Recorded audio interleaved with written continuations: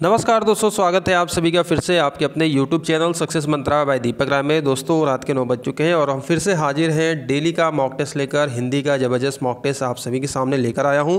तो चलिए हम टेस्ट के स्टार्ट करते हैं। पहला प्रश्न है, देखिए आप सभी के सामने, दिन रात में कौन सा समास है। तो जैसे प्रश्न आपके यूपी से लेखपाल में बनते हैं, हम वैसे प्रश्नों की आपको यहाँ प्रैक्टिस कराते हैं। साथ ही साथ पूरी की पूरी PDF विद आंसर आप लोग को प्रोवाइड करा दी जाती है। डिस्क्रिप्शन बॉक्स में लिंक दिया है मैंने अपने टेलीग्राम ग्रुप का और चैनल दोनों का है। दोनों जगह मैं PDF शेयर कर देता हूं। आप सभी जो नए छात्र वहां पर ज्वाइन हो जाए, बहुत से छात्र वहां पर ज्वाइन है और इसका निःशुल्क लाभ ले रहे हैं। तो दोस्तों देखिए, दिन रात में यहाँ पर देखें तो दोनों पद प्रधान है। यहाँ पर क्या हो जाएगा भाई, द्वंद्व समास हो जाएगा।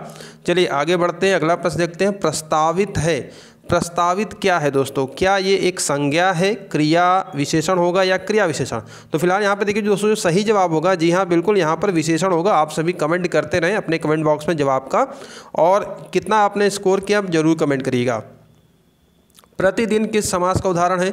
तो दोस्तों जो प्रतिदिन है, इसमें देखिए जो समास होगा ये कौन सा समास होगा भाई? आपका ऑप्शन नंबर ए, अव्ययी भाव समास होगा। नेक्स्ट प्रश्न की ओर बढ़ते हैं। मेरे तीनों लड़के शहर में पढ़ते हैं, इस वाक्य में तीनों कौन सा विशेषण है? तो दोस्तों यहाँ पर देख रहे हैं कि तीनों क्या है, एक संख्यावाचक विशेषण है। ठीक है, तीनों क्या है, एक संख्यावाचक विशेषण है। ऑप्शन नंबर यहाँ पर क्या हो जाएगा? ऑप्शन नंबर यहाँ पर बी करेक्ट हो जाएगा। अगले प्रश्न की ओर बढ़ते हैं। यहाँ पर देखते हैं, तुम्हारे घर में कौन है, इस वाक्य में किस कारक का परसर्ग प्रयुक्त है? तो कारक दोस्तों 8 प्रकार के होते हैं और कारक से पक्का 1 से 2 प्रश्न बनेंगे। और डेली मैं आप लोगों आपके लिए बहुत ही महत्वपूर्ण प्रश्नों की प्रैक्टिस कराता रहता हूं। तो यहाँ पर देखिए, तुम्हारे घर में कौन है, तो घर में कौन है, जहाँ पर आधार का पता चले वहाँ पर क्या होता है भाई, वहाँ होता है आपका अधिकरण। ठीक है, ऑप्शन नंबर क्या हो जाएगा? ऑप्शन नंबर बी यहाँ पर से हो जाएगा। 13वां प्रश्न देखते हैं। इनमें से कौन द्रव्यवाचक संज्ञा नहीं है? तो दोस्तों संज्ञा आपकी बात करें तो अर्थ के आधार पर 5 प्रकार की होती है। जातिवाचक संज्ञा होती है, व्यक्तिवाचक होती है, भाववाचक, पदार्थवाचक और द्रव्यवाचक। अगर हम यहाँ पर देखें तो इसमें देखिए नदी क्या है दोस्तों, ये नदी क्या है, द्रव्यवाचक नहीं है। नदी एक कह सकते हैं जातिवाचक संज्ञा का यहाँ पर बोध कराएगी। ठीक है, अगर पर्टिकुलर नदी गंगा होती, यमुना होती, गंडक होती, ठीक है, कावेरी, कृष्णा होती, नदी का पर्टिकुलर नाम होता तो व्यक्तिवाचक होती। लेकिन यहाँ नदी से मैं सभी का बोध हो रहा, नदी से नदियाँ जो भी नदी है, तो यहाँ पर ये क्या हो जाएगा, ये जातिवाचक का बोध कराएगा। जबकि आप जानते हो पानी हो गया, सोना, तेल, ये सभी क्या हैं, द्रव्यवाचक हैं। ठीक है, और द्रव्यवाचक को पदार्थवाचक भी बोला जाता है। तो ध्यान रखेंगे, कभी कभी आपसे पदार्थवाचक पूछ लेगा तो कन्फ्यूज मत होइएगा। ये आपका यहाँ पर ऑप्शन नंबर सी करेक्ट है। निम्नलिखित में से कौन जातिवाचक संज्ञा है? चलिए भाई, यहाँ पर जातिवाचक संज्ञा की अगर दोस्तों हम बात करें तो यहाँ पर आप देख रहे हैं कि देखिए महाभारत क्या है, पुस्तक का नाम है। ठीक है, तो जितने भी व्यक्ति इंडिविजुअल, रामायण हो गया, महाभारत हो गया, गीता हो गई, ये सभी आपके व्यक्तिवाचक हो गए। जापान देश का नाम है, ठीक है, तो ये भी आपका व्यक्तिवाचक हो गया। लोहा आपका क्या हो गया, यहाँ पर ये आपका मटेरियल वाला हो गया, पदार्थवाचक। जबकि भाई क्या है, ये एक जातिवाचक संज्ञा का बोध करा रहा है। ठीक है, ऑप्शन नंबर सी यहाँ पर करेक्ट है। अगले प्रश्न की ओर बढ़ते हैं। निम्न में से कौन शब्द तत्सम नहीं है? तो दोस्तों यहाँ पर देखिए, तत्सम की अगर हम दोस्तों बात करें तो यहाँ पर क्या नहीं है भाई, आम। आम तत्सम नहीं है। और दोस्तों आम का तत्सम रूप क्या होता है भाई, आम्र होता है। ये सभी जानते होंगे आप सभी। चलिए नेक्स्ट प्रश्न की ओर बढ़ते हैं। दुग्ध का तत्सम शब्द का तद्भव रूप क्या होगा? यानी दुग्ध क्या है, आपका तत्सम है, इसका तद्भव की बात करें तो क्या होता है आपका यहाँ पर दोस्तों ऑप्शन नंबर बी करेक्ट हो जाएगा। दूध होता है, दुग्ध का। ठीक है, तो चलिए नेक्स्ट प्रश्न की ओर बढ़ते हैं। अगला प्रश्न यहाँ पर देखते हैं हमारा क्या कह रहा है भाई। यहाँ पर देखिए, निम्न में से किस शब्द में शुद्ध मात्रा प्रयुक्त हुई? यानी कि वर्तनी की दृष्टि से कौन शुद्ध है, मात्रा की दृष्टि से अगर देखें तो शुद्ध यहाँ पर बताना है। रेणु कैसे शुद्ध लिखा जाएगा? चलिए भाई, हम आम तौर पर बोलचाल की भाषा में रेणु लिखते हैं, लेकिन यहाँ पर रेणु ये वाला आपका ऑप्शन नंबर सी करेक्ट होगा। जी हाँ, यहाँ पर ऑप्शन नंबर सी, जिन छात्रों ने सी बोला, करेक्ट है। अगले प्रश्न को बढ़ते हैं। जो भाषा देश की जनता की जागृति से जुड़कर व्यापकता ग्रहण करती है वह कैसी भाषा कहलाती है दोस्तों? तो वह दोस्तों भाषा कहलाती है राष्ट्रभाषा। लेकिन आपको हम यहाँ पर बता दें कि संविधान में जो हमें हिंदी की जो हमारी भाषा है देवनागरी लिपि, इसको राजभाषा माना गया है। ठीक है, तो हिंदी क्या है, हमारी राजभाषा है।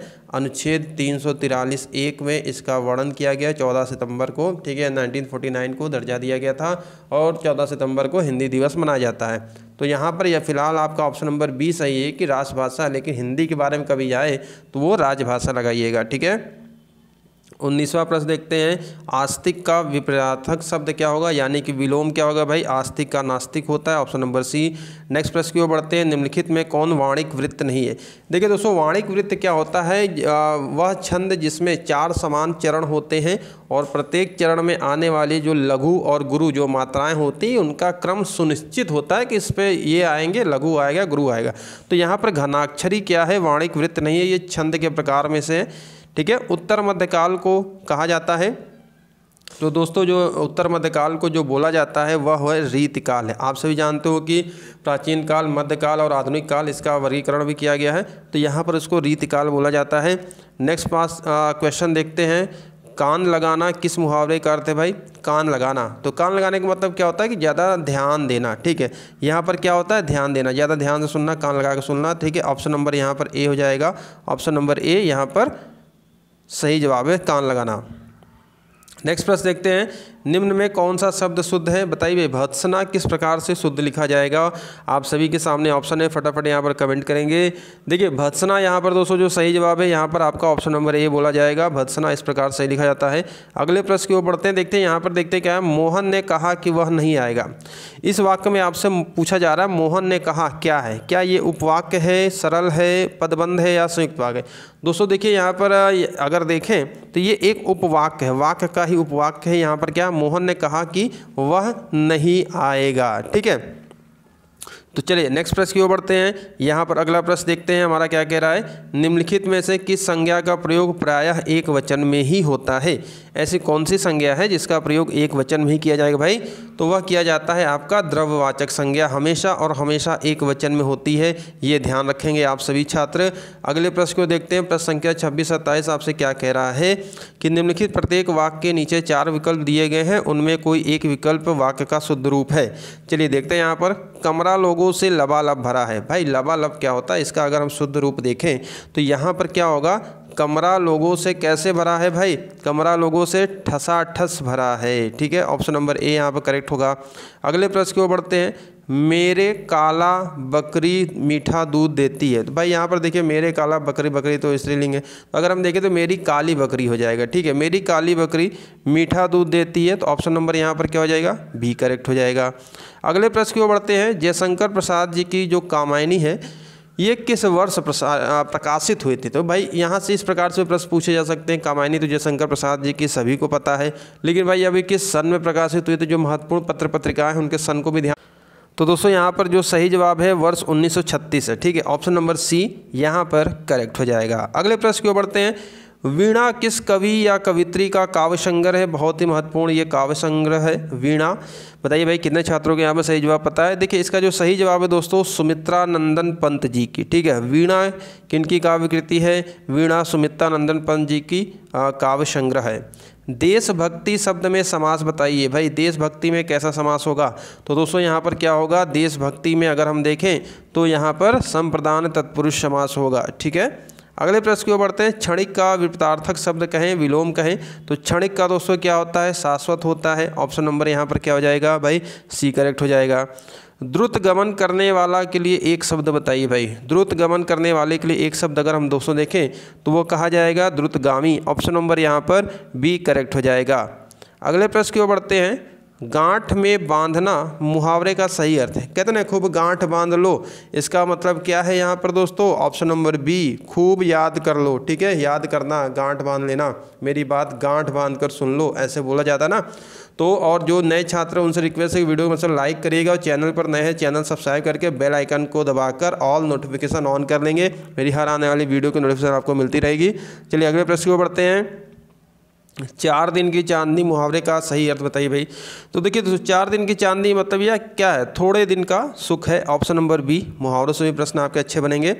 हिंदी साहित्य में छंद शास्त्र की दृष्टि से पहली कृति कौन है, तो दोस्तों छंद शास्त्र की दृष्टि से अगर पहली कृति की यहाँ पर बात की जाए तो ये है छंदमाला है। ऑप्शन नंबर ए यहाँ पर दोस्तों करेक्ट हो जाएगा, ठीक है। और दोस्तों छंदमाला जिनकी कृति है इनकी बात कर सकते हैं केशव जी की है, ये भी ध्यान रखिएगा, यहाँ से भी प्रश्न आपके बन सकते हैं केशव। अगले प्रश्न की ओर बढ़ते हैं, मुंह तोड़ शब्द में कौन सा समास है। तो दोस्तों मुंह तोड़ की अगर हम यहाँ पर बात करें तो यहाँ पर क्या हो जाएगा भाई, तत्पुरुष समास हो जाएगा। Option number A. नेक्स्ट प्रश्न देखते हैं, पाप पूर्ण शब्द में समास बताइए। पाप पूर्ण, तो यहाँ पर दोस्तों देखिए पाप पूर्ण की बात करें तो ऑप्शन नंबर डी करेक्ट होगा, द्वंद्व समास होगा। उन्मुख का विपरीतार्थक शब्द क्या है भाई? उन्मुख। तो दोस्तों उन्मुख का यहाँ पर अगर हम देखें सही जवाब क्या हो जाएगा भाई? जी हाँ दोस्तों, यहाँ पर क्या होगा? उन्मुख का विपरीत होता है, विमुख होता है। ठीक है, नेक्स्ट प्रश्न की ओर बढ़ते हैं। यहाँ पर अगला हम यहाँ पर प्रश्न देखते हैं, उज्जैनी में कौन सा उपसर्ग है? उज्जैनी में अगर दोस्तों हम यहाँ पर उपसर्ग की बात करें, बताइए भाई यहाँ पर क्या होगा? तो देखिए यहाँ पर दोस्तों जो यहाँ पर उपसर्ग होगा वह क्या होगा? आपका ऑप्शन नंबर डी उत होगा। ठीक है, उज्जैनी में उत उपसर्ग लगा हुआ है। नेक्स्ट प्रश्न की ओर बढ़ते हैं, दुर्जन में कौन सा उपसर्ग है? तो भाई दुर्जन यहाँ पर बताइए, यहाँ पर सही जवाब है दुर उपसर्ग। दुर्योधन में उपसर्ग बताइए भाई, फटाफट यहाँ पर कमेंट करिए, दुर्योधन में उपसर्ग क्या होगा? जी हाँ दोस्तों, यहाँ पर ऑप्शन नंबर दुर होगा, ऑप्शन नंबर ए करेक्ट होगा यहाँ भी। ठीक है, चलिए अगले प्रश्न की ओर बढ़ते हैं, तृष्णा में कौन सी संधि है?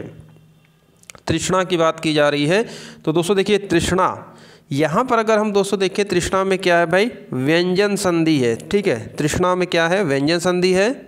और दोस्तों अगर हम इसका संधि विच्छेद करेंगे तो संधि विच्छेद आपका ये बनेगा, त्रिश हलंत लगेगा, फिर ना हो जाएगा तृष्णा, और यहाँ पर व्यंजन संधि जैसा कि मैंने बताया है।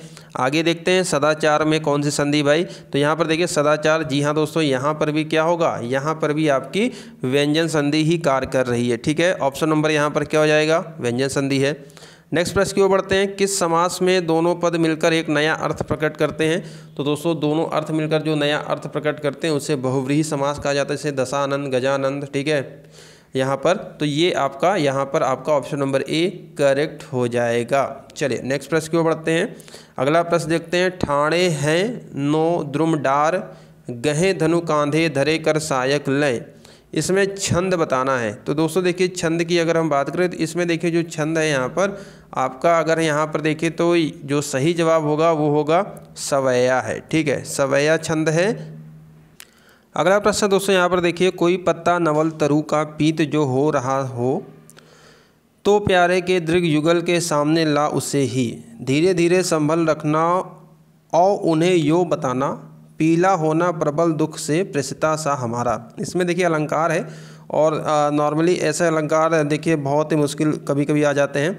यहाँ पर आप देख रहे हैं, तो फिलहाल यहाँ पर देखिए दोस्तों मंदा क्रांता होगा, अलंकार होगा, और इसकी परिभाषा विशेषता अगर हम देखें तो देखिए इसमें 17 यहाँ पर क्या है? 17। ठीक है, 17 अक्षरों का एक वर्णवृत्त होता है, जिसके प्रत्येक चरण में आपके जो होते हैं आपके मगड़, बगड़, नगड़ और तगड़, यमाता, राजभान, सरगा, आपने सूत्र पढ़ा होगा, रजा जो होता है, और अंत में 2 गुरु होते हैं। देखिए अंत में 2 गुरु हैं, तो यहाँ पर इस प्रकार से इसकी परिभाषा है, ये मदाक्रांता होता है। यहाँ पर ऑप्शन नंबर बी करेक्ट हो जाएगा। ठीक है, शुद्ध वर्तनी किस शब्द की है? चलिए यहाँ पर बताइए, शुद्ध वर्तनी की अगर हम दोस्तों बात करें तो यहाँ पर कौतूहल, कौतूहल ये सी वाला यहाँ पर करेक्ट है। अगले प्रश्न को बढ़ते हैं। देखिए जो मानक हिंदी होती है कि पश्चिमी हिंदी की किन ध्वनियों का लोप हो गया है? मानक हिंदी में जो पश्चिमी हिंदी होती है उसमें द्वित्व का लोप हो गया। द्वित्व मतलब क्या? 2 बार, जैसे अगर हम यहाँ पर लिखते हैं कच्चा तो द्वित्व हो रहा है ना, कच्चा, पक्का, दिल्ली लिखा हमने तो यहाँ पर द्वित्व हो रहा है। तो मानक हिंदी में पश्चिमी हिंदी की ध्वनियों का ये लोप हो चुका है, हो गया है। अगला प्रश्न देखते हैं, लास्ट प्रश्न है, सही वर्तनी वाला शब्द बताइए भाई। अपवंचक किस प्रकार से सही लिखा जाएगा? अपवंचक ऑप्शन देखिए आपके सामने है, सही जवाब है दोस्तों यहाँ पर क्या होगा? ऑप्शन नंबर ए अपवंचक यहाँ पर करेक्ट होगा।